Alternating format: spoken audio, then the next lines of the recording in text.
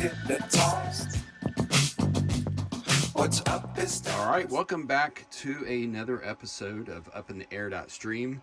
And in this episode, the work continues. It is cold outside here in Ohio, and we are making our final preps for our electric.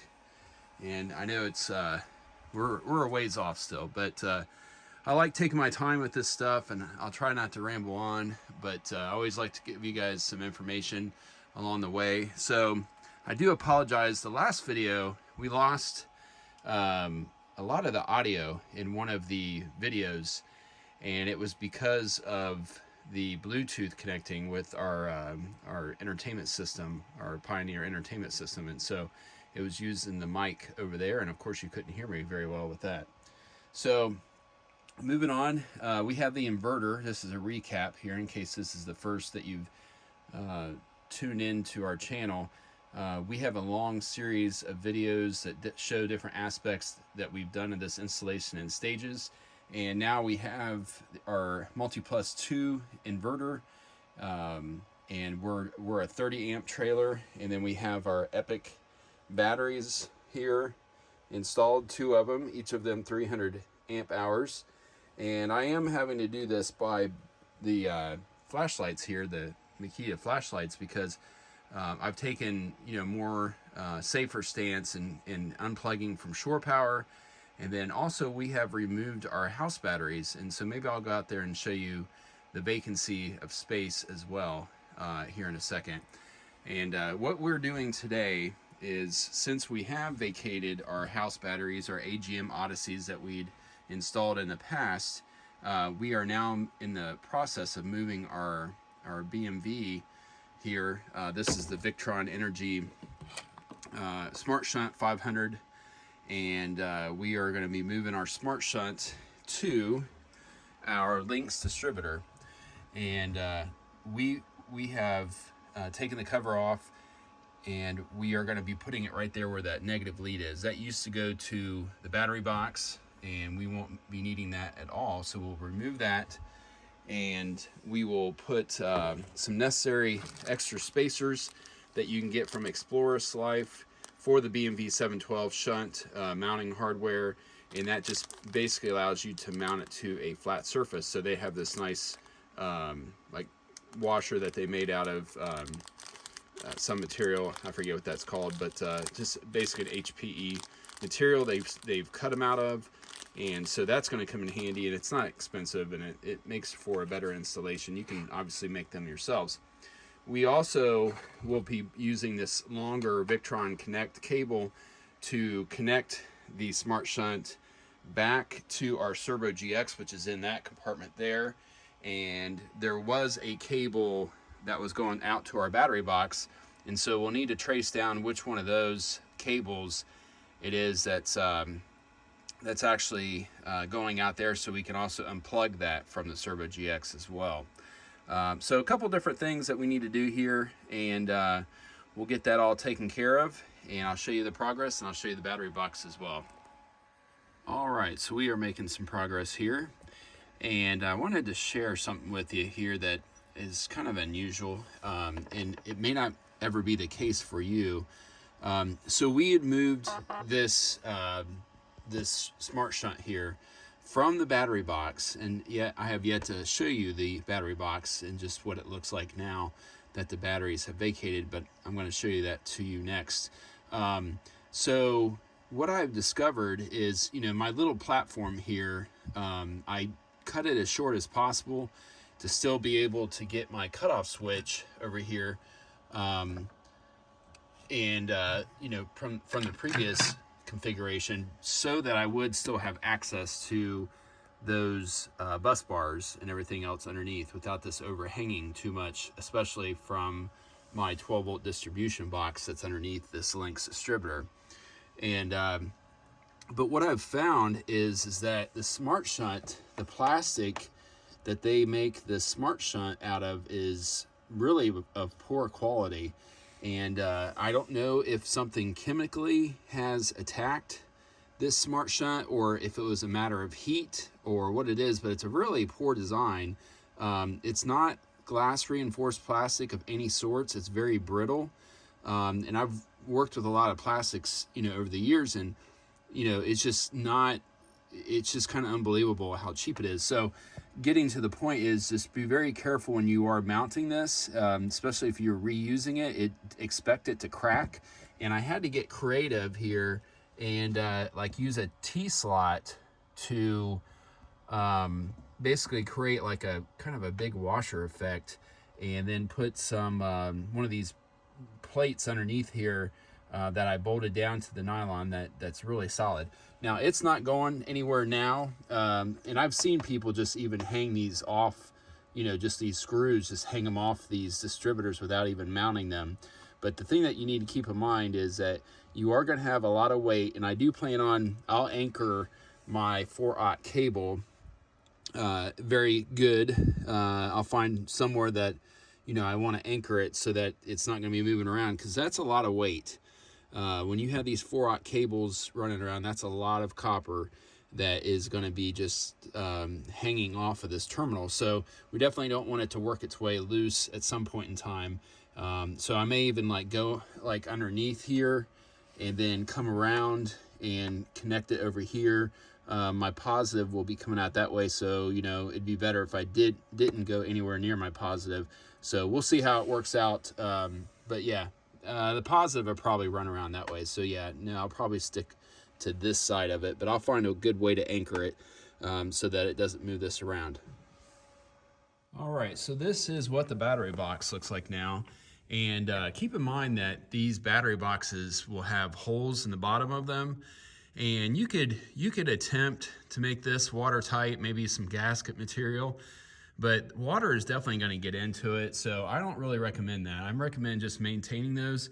Though when you're going down the road, you're not going to want to leave them completely open. There's no batteries to basically deflect the water and keeping it from coming up into your electrical here.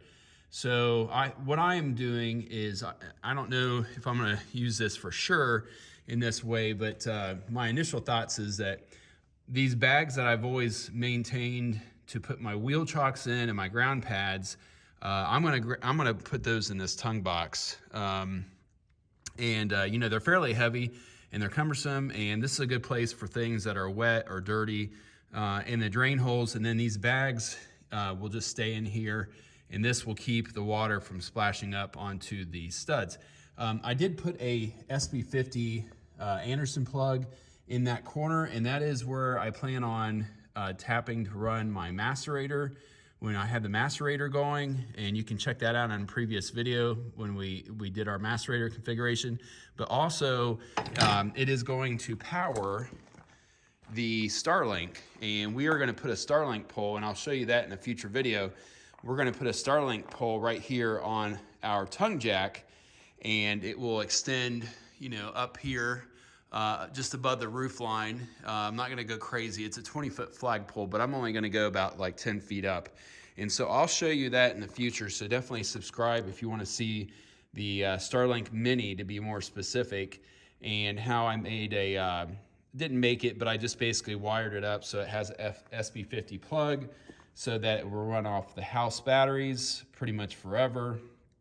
And how it is converting the voltage from 12 volt to 24 volt, which the Starlink will be much happier running off than just your standard, you know, 13.8, 14.1 lithium range voltage on there. So that is what the tongue box looks like now. It is completely vacant of any batteries, but just the fuses and our TPMS system and other things that are being tapped off of this.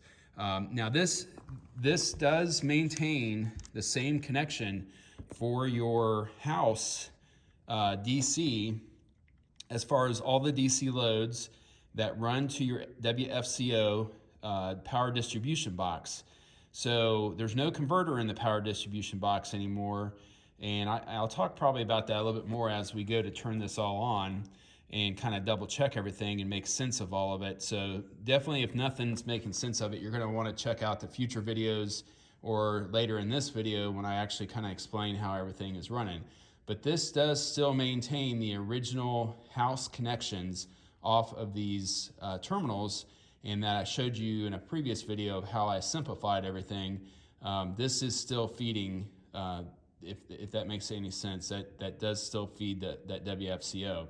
So it passes through the tongue box as it makes its way down the driver's side of the vehicle. So if you see over there on the driver's side, there's a cable that goes all the way back to the WFCO on the driver's side, and then this comes up through all these cables that pops to the floor into the corner there where we're working. So that is how Air.stream decided to basically get your 12-volt power from that compartment that's up here underneath the passenger side twin bed over to the WFCO. All right, several days later, and we have another part that we needed. Right now it's wintertime in Ohio, as I'd mentioned previously, and so things are getting delayed left and right as far as shipments, understandably so.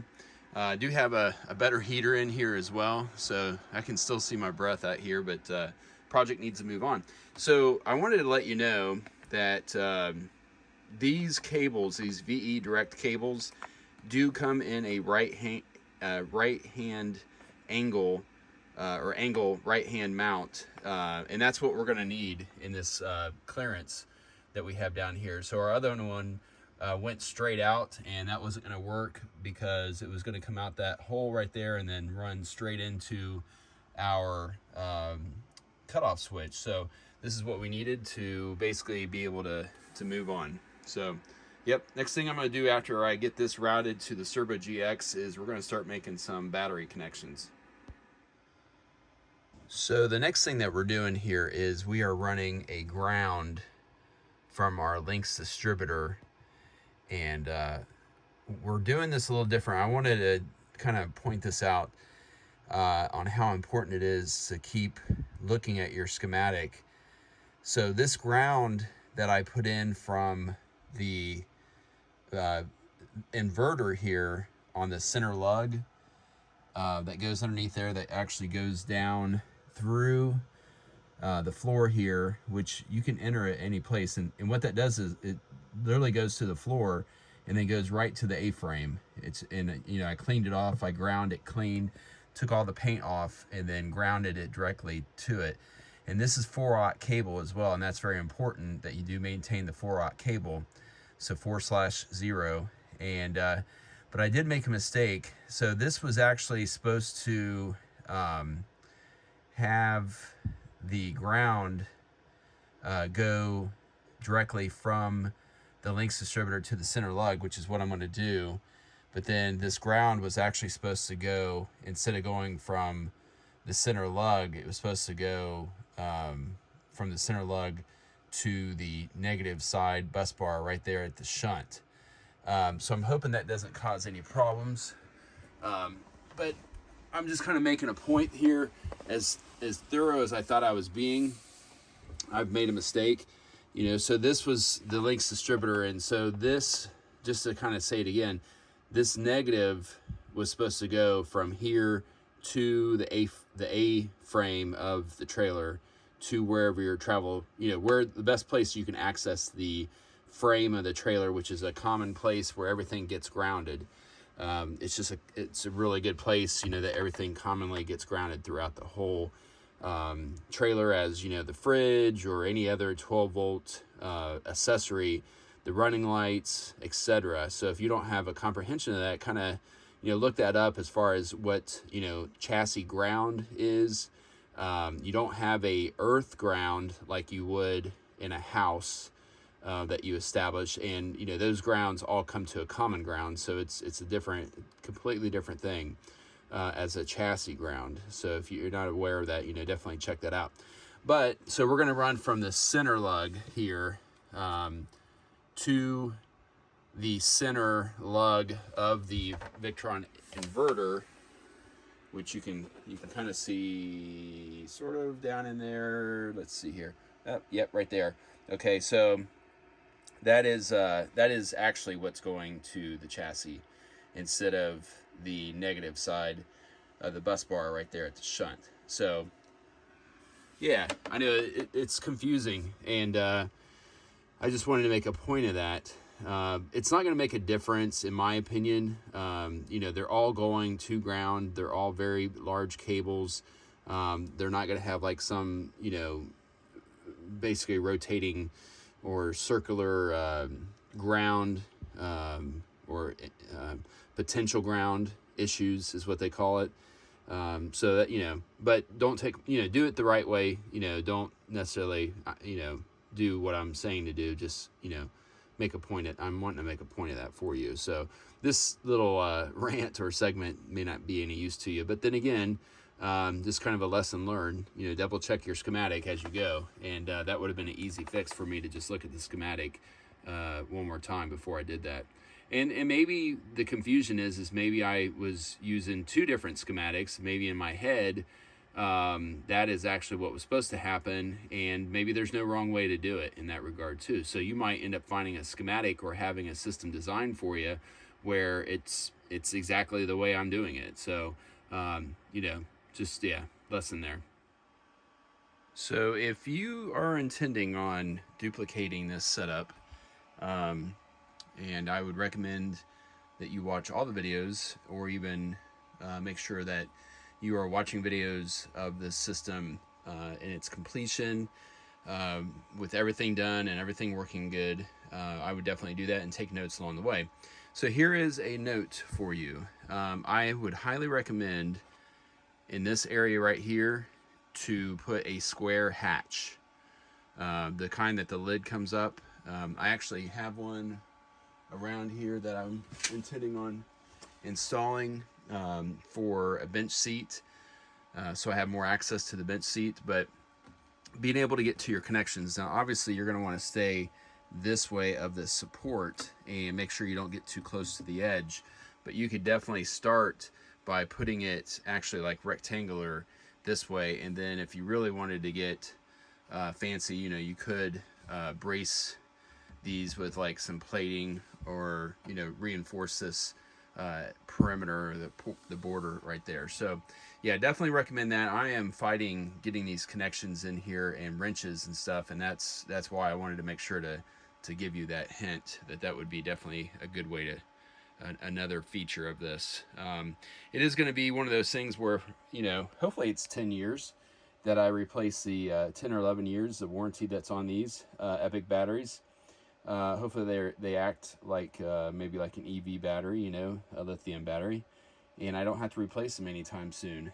But it's not the end of the world. I literally will just have to take probably just these two cables is what I'm thinking, but it could be more, but it's not going to be a big deal. You know, I mean, it's a couple hours and I'll have them out of there at the most. All right, so today I will be making my final connections on this project. And I say final, I mean the final like big connections. So yesterday I pretty much did my grounds and did my connections between the Multiplus and the Lynx distributor. And then today I'm making my connections between the batteries and the Lynx distributor. So then I'll be moving on to the programming, and sorry about the shaky camera work, but this cable here I got a little bit too long. That's okay. I mean, I like the way that it kind of anchors itself up against the other. So, you know, there's pluses and minuses for all of it. It kind of steadies it by pushing it up against the other one. But they're coming out pretty good. You know, definitely when you're in there, use a wrench that you have that, you know, is taped off. I think I could have cycled off the discharge MOS, which would have disconnected the batteries. And I know a lot of these EPOCH batteries have the function to disconnect them, which make them into a safer. I'm not saying that, you know, don't take my word for that, that's what makes them safe to work, you know, for a dead short across the positive and negative terminals. But definitely look into that, because that does make this situation a safer one when working on batteries and making your connections. So I wanted to pause here for a second and basically let you know that the strategy with my battery leads. So for a lot of you that have done your homework, you will know that it is highly recommended that your battery leads going from your batteries to your Lynx distributor be of equal length. And I was thinking like, well, how am I going to do this? Obviously, I'm going to have more positive because I'm going to make my positive connection there and my negative connection back there since it's more accessible. The reason, and there's more space, you know, to kind of manipulate it. But what I'm going to do is I'm going to use my split loom, which I've done, you know, all my batteries in the split loom to make it like ultra, you know, durable and so that way the insulation isn't compromised, is I'm going to take orange electrical tape and tape off every foot. So that way, as I snake it, I can basically match the other one. I can count the amount of feet and then just estimate on the actual, you know, between the two orange lines, I'll be able to estimate, you know, how much of it is. I'll maybe even use a tape measure. So that'd be how I keep track of it. I'll run them individually, but then I'll match the positive to the negative because, like I said, the positive will be the one with the excess. So I'll just concern myself with the negative one at first. All right, we are making some real progress as usual, and I wanted to kind of point out something here as we look at all these wires in here, and it is definitely complicated. So it's complicated, but I feel good about everything that's in this box, and that's the difference from what you get from the factory, and I know I've ranted on about that in the past, but I wanted to point out something here that when you build stuff, and like when they build like off-road racers and other things like that, they commonly will refer to things as being built bomb-proof. And that saying kind of comes from like going that extra step to make sure that things are very secure and that you've laid out things very well. And this right here, obviously it's not as clean looking as what it could be if I didn't have these zip ties that look like it's literally holding it in there. But what it does is, like, you know, when you think about going down the road, obviously I you know, talk about that all the time, that these things are just bouncing down the road like crazy. So you really have to think about like your connections being tight. And then I was thinking about how, like, if this nut underneath this fell off, it would literally like just go from here and go right up against the frame at the shell, that is, which is a dead short ground. And so I am going to take a piece of Kydex and cut it and double side tape it to the wall there, and that will prevent that from happening. Also, what will prevent that from happening is just going the extra step and putting some zip ties on there, so that if it did actually come loose and drop away from the stud, it would be less likely to be able to make its way, since that lug there, that crip lug, actually does like go wider, and so that zip tie would catch it.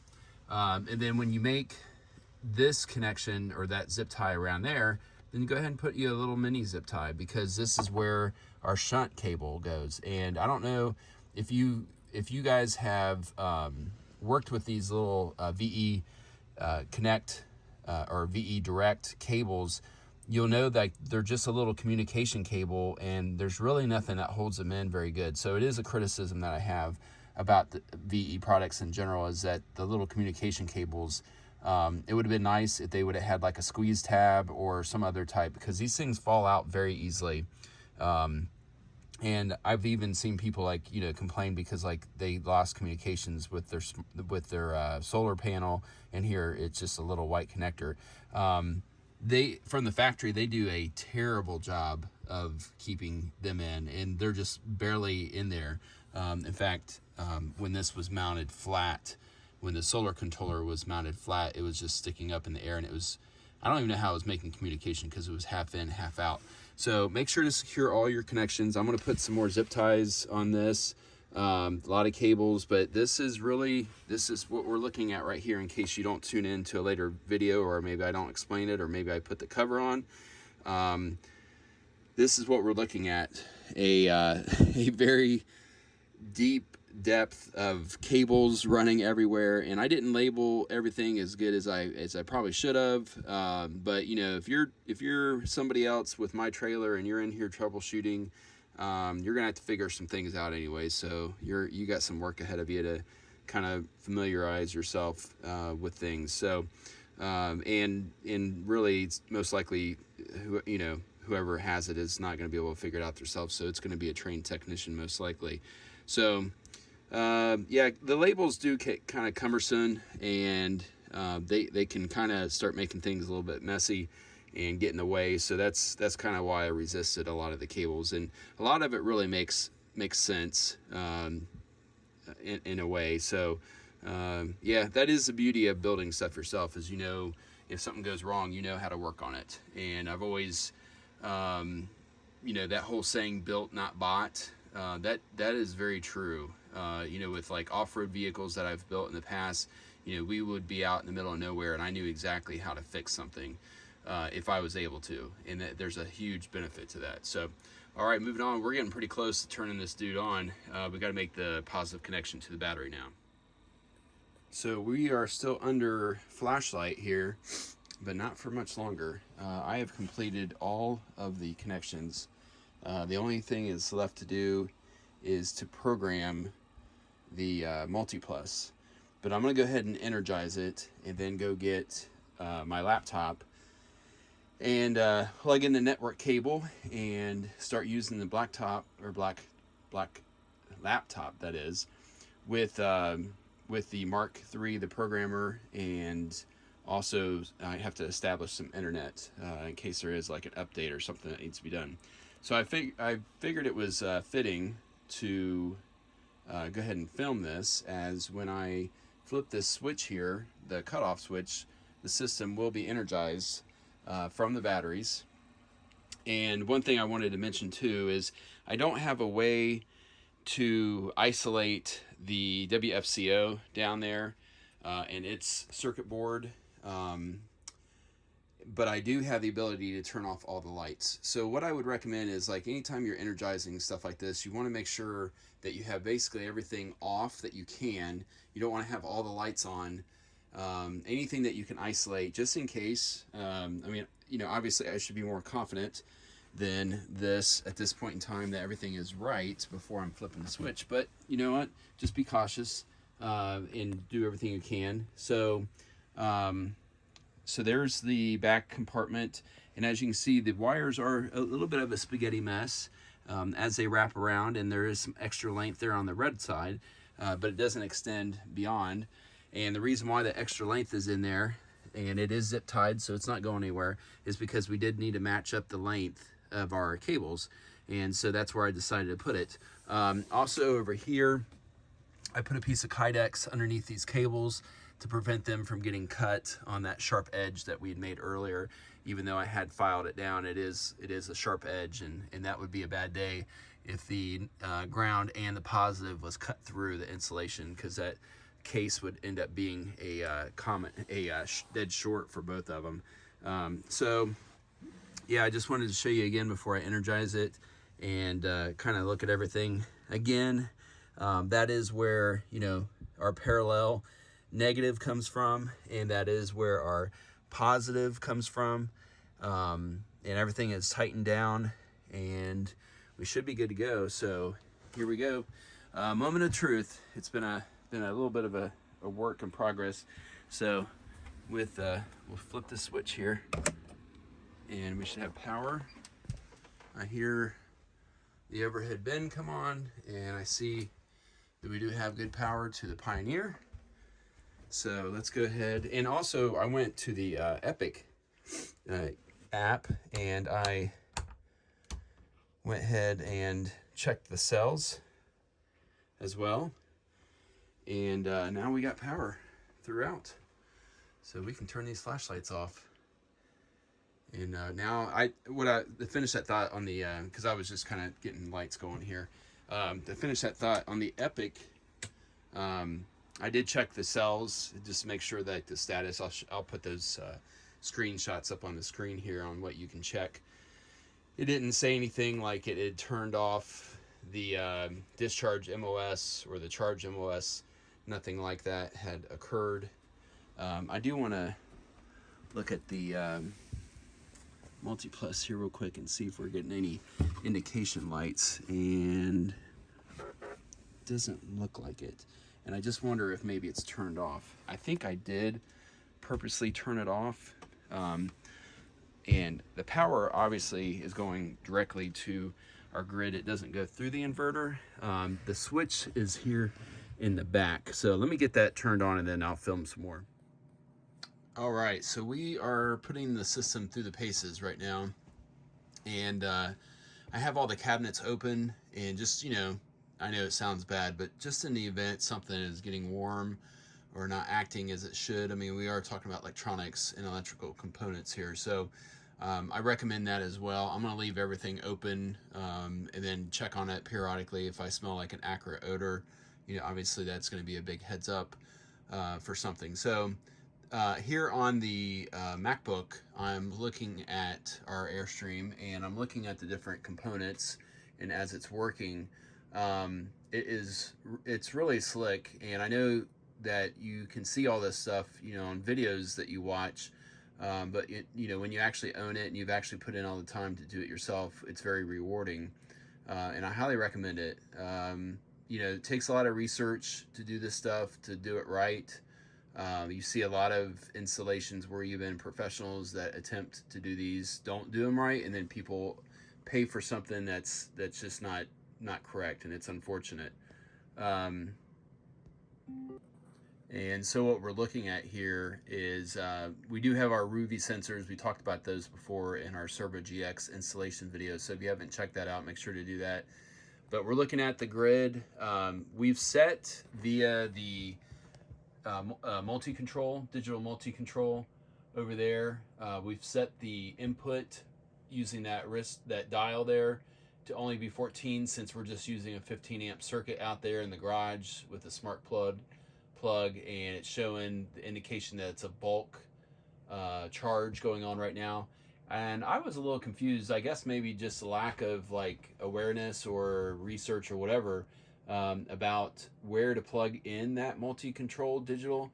And I do recommend leaving it unplugged from your Servo GX, like initially, when you go to like do your initial programming for the Multiplus. Just have like basically your Mark III USB cable plugged in with nothing else. And it does show bulk charging, so there was a lot of settings that I had to change, and I'm still kind of finding some that I'm tweaking a little bit. But as you can see there, it does show the inverter charger. It's bulk charging. We don't have any AC loads currently. They're all the DC loads in the house, so it's just taking that from the battery.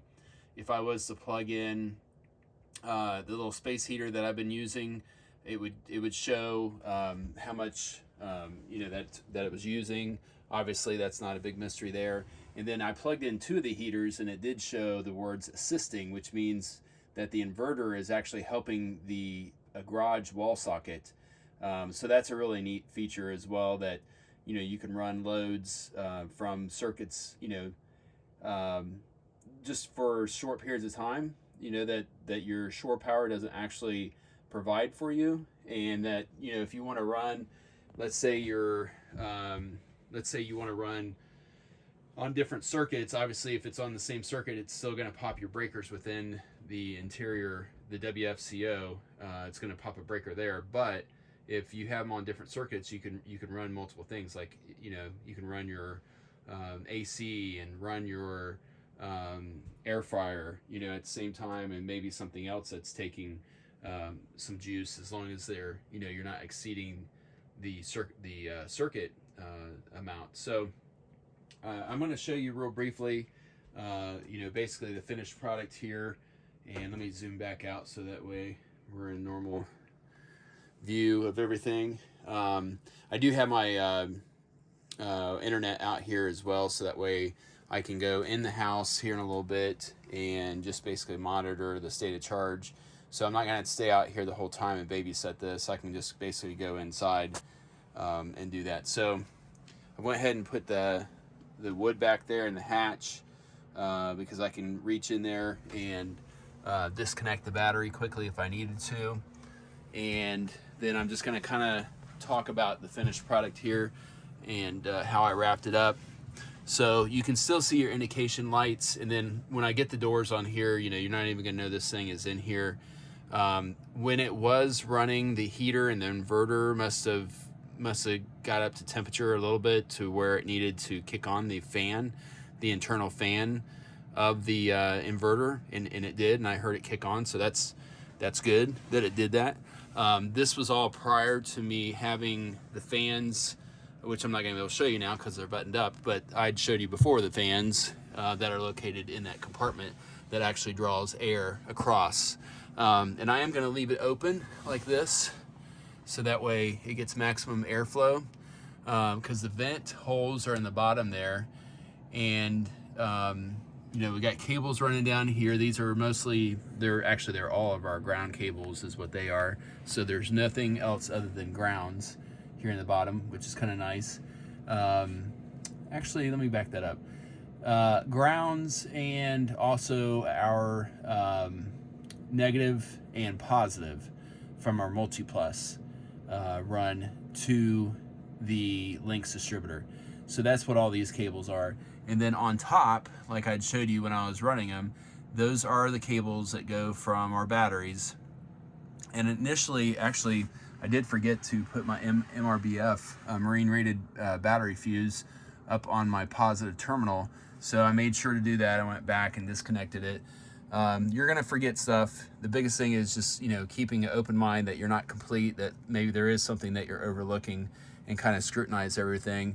But now you can kind of see, like, yes, it is a spaghetti worm of cables going here and there. But I think actually the holes running from compartment to compartment actually worked out in my favor in using those glands that kind of, you know, protect the edges, because all the cables, you know, they travel, and then they really anchor really nicely. And then I did anchor some of them because it just seemed, you know, advantageous to do that, to use, you know, these stainless steel rubber coated, you know, anchors.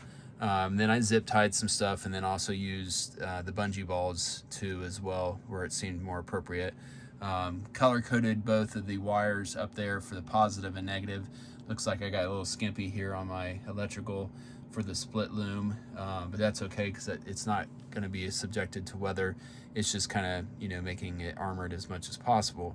And then this last compartment over here, let me bring the light down, just shows, you know, basically it's the last compartment for the last battery. And then those wires that you see out front there, those are the AC in and AC out wires that do go over top of the battery, and then they go into the floor, across the floor, and then they come over here underneath the floor, on top of the water tank actually. So, and they are also split loomed, and it's heavy duty. It's the heavy duty cable. It's the 30 amp RV extension is what that is. So yeah, those dudes are tough, and you know, I kind of put some tension on them too, so they're not going to slide back and forth. Even though I did look down in there with the camera, and I did establish that there was really nothing sharp underneath there other than the poly tank. So I feel pretty comfortable with all of that. And then, you know, they come up through the floor here, and one of them basically is the male plug that plugs into the watchdog, and then the other one basically goes into the WFCO here, and then runs from the WFCO to directly into the inverter itself, into the Multiplus. So you know, obviously this video is not going to take you all the way. It's nowhere near. There's a lot of gaps. It is basically a configuration video, and this is like just basically showing you a strategy of what can be done, what, you know, what I have done, what I've chosen to do. I think it is a very good setup. I'm very happy with how it's come out. Such a small form factor to have 600 amp hours of battery in this small space is pretty exceptional. Turn on the lights, that would have helped, but you know.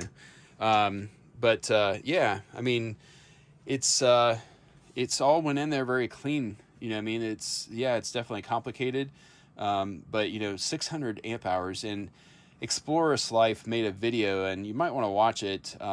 Definitely go check out their page. I could not have done this without them, and I did give them made a comment basically saying such in this latest video that they talk about and I'm not trying to bash Battleborn, but they had a contract with Battleborn, and so their hands were tied on what they could do. So a lot of their systems, you know, they've since now they're out of contract, and they sell EPOCH batteries. So if you're wanting to duplicate this setup, they literally, sorry about that, they literally sell, I would argue, almost everything except for a handful of stuff like the hardware and your 80/20 and stuff like that, that I've used in this. They sell almost everything that you need. Wire, the Multiplus, the Victron components, the Servo GX, that's where I bought mine, the Touch 70 screen, you know, and then you can pick the rest of like the small ins and outs, you know, on Amazon. But they carry these EPOCH 300 amp hour batteries as well. And so if you're wanting to put a 600 amp hour Multiplus system in a twin bed Air.stream, yeah, definitely get with them about it. And I'm excited to see that they're able to carry different batteries now than just the Battleborn, because it was almost one of those things where I was not even going to attempt this project if Battleborn was the only choice, and it was only because of the EPOCH batteries and discovering that the measurements, you know, worked out so nicely for this compartment that I said, you know what, I'm going to do it because it's gonna be awesome. And the system's working perfectly so far. I mean, literally no issues whatsoever. It's just like little things about where I plugged in my network cables, my Cat 5 cables in the wrong location, and then forgetting the fuse that I needed to just go back and make a disconnect. It's just little stuff that I've overlooked, but everything else has just went together flawlessly, and I can't be more impressed with this Victron stuff. So I'm gonna wrap this up. If you have any questions, make sure to put the questions down in the comments, and I'll do my best to get back with you on them. We look forward to a lot more videos that we're going to be coming out with new stuff all the time. And so make sure to hit that subscribe. And if you did like this video, this is the completion of the Multiplus install. Unless I find something else, maybe I'll give you some real world examples of how this really works out.